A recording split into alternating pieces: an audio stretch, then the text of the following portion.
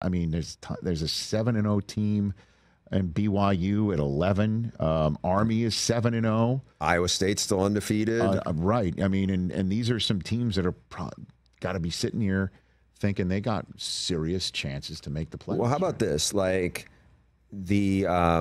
every year Notre Dame has this kind of funky schedule in that, like, obviously USC's on it always, but there'll be a team, like sometimes they play Pitt, and this year Pitt's really good. Sometimes Pitt's not really good. You know, it's like, who's going to be that really good team? Well, what's fascinating is, you know, Navy has been down for like the last 5 years. Ken Niumatalolo had it rolling for a while, and then all of a sudden it started to get sideways. This year, they're really good. Like, both Army and Navy are undefeated, as we said, I think last week. First time in like 80 years that they're.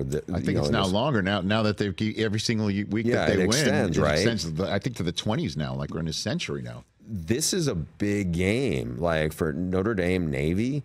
You know, Notre Dame's still very good on defense. They're Ben Morrison, who's a really good cornerback. He's out for the rest of the year now. You know, the cornerback's probably a bigger, you know, you would think is a bigger headache to have if you're playing Lincoln Riley's team than an academy team, but you still have to tackle on the edges and the perimeter. And Navy throws the ball better now than most academy teams typically do because they're doing some different stuff schematically. This is a big game, and if Notre Dame wins, we looked at that schedule because, again, coming into the year, they had Florida State on there. Florida State was a team that almost made the playoff last year. Now they're a team that may go 2-10. That, you know, beating Florida State is not going to carry any weight for the Irish. Beating Navy, though, and beating Army will. I mean, those wins will actually probably matter more, may mean a lot more than beating Florida State and USC. So how does this work now? For let's just front load it now that we're heading into the end of October and the beginning of November. Are we going to start seeing like weekly shows with, you know, college football playoff rankings just like before, all the way down to 13 through 15 and stuff like that? You will. And in fact, not to plug our old former network, but like, you know, I was waiting for the NBA to start last night. You know, it was opening night, and I forgot that it was on TNT, and I turned on ESPN, and they went right into, like, I don't call it a faux rating show, but it was like kind of off the AP ratings. And, you know, like, I mean, I cover college football, so I like those discussions. There's a lot of people I'm friends with who are, you know, who are sitting at the desk of ESPN, and it's a good exercise, right? I don't know what the ratings are of a show where those rankings aren't real yet, but they will be soon. I think, again, it's a good exercise for fans because it's the first time you're like, wait a minute, that team is like number 11 in the actual ratings, the rankings, but now they're a number 3 seed or they're a number 4 seed because they're the champions, going to projected champions of the ACC or projected champions of the Big 12.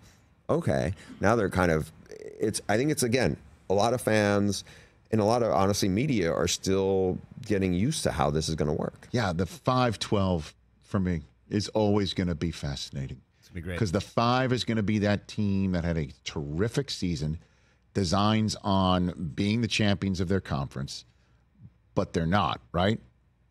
You're pretty much, or we will have a you probably lost your conference championship. You probably game. lost your conference championship game, right? Phew. And to be the 5, you're on campus, and there's some 12.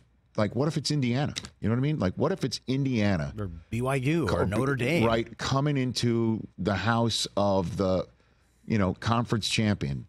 It could even be Georgia. What if Texas goes and good luck if you're Boise State then. You know, then it's an interest, you know, for me, if somehow, like, let's say Georgia loses the SEC title game and they're the 5 seed. Yeah. Let's say Boise State, which has a big game this weekend at UNLV in the Mountain West, but I think there'll probably be some version of a rematch in the Mountain West. But if let's say it's Boise State, you have the runaway best running back in college football and maybe the Heisman winner in Ashton Genty.